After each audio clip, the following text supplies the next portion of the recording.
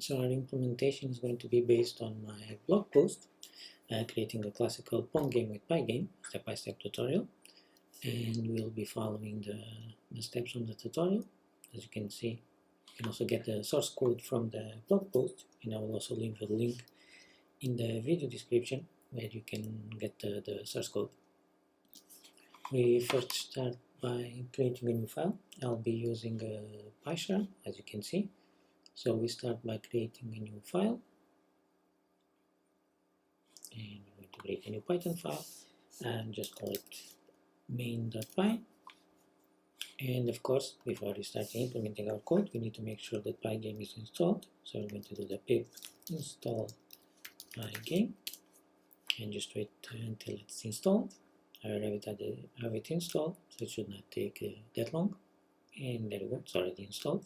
So that's the first step. You need to install, make sure that PyGame is installed. Getting back to the blog post, we'll be just following the steps enumerated in the blog post. So we start with step 1, which is implementing the PyGame and setting up the constants. So we're going to just copy the code for the imports.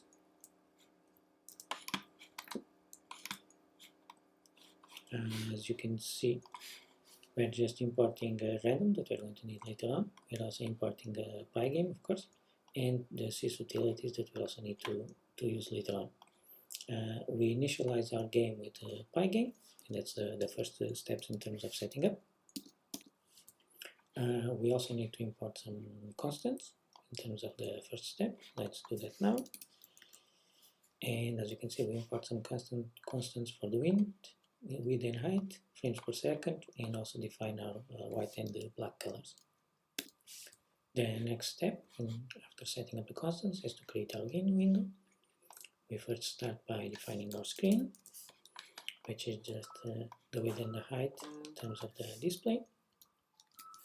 And next we're going to be setting up our caption.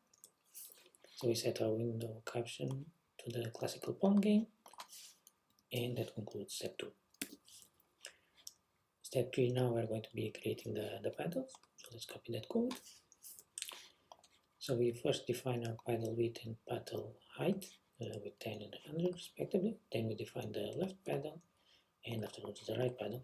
In the left paddle we're going to be placing 10 pixels from the left, so it's not completely against the left margin.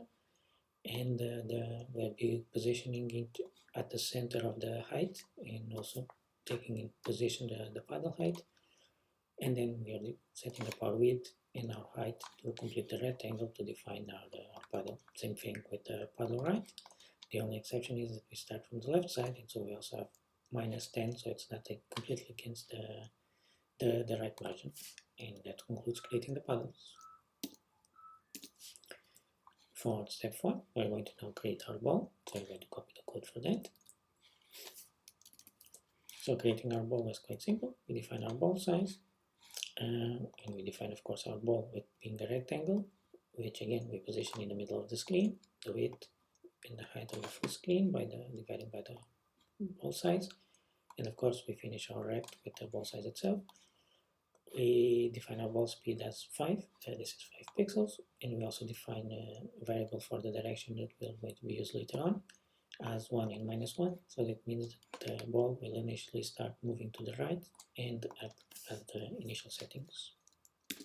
Next step, we're going to do setting up our game clock.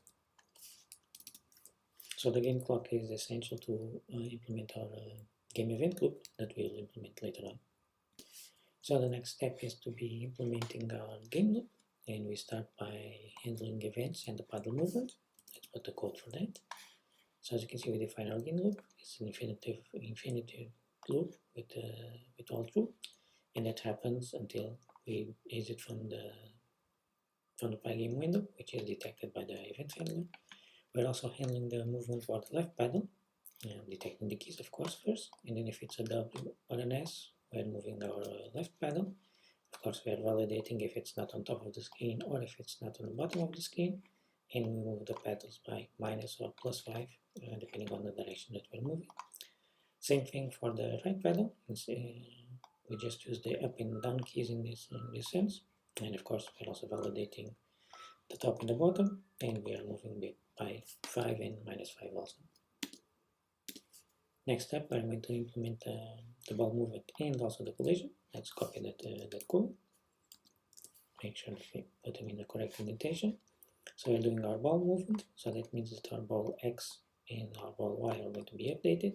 They're going to be updated with the ball direction 0 or ball direction 1, so with the initial position that we defined there, and that is multiplied by the ball movement, by the ball speed, so that constantly updates the ball X, because we have a plus and equal, so it means we are incrementing each time the direction. It will be 1 times 5, for instance, so that will be in the initial ball position, and then incrementing after that to update the ball movement.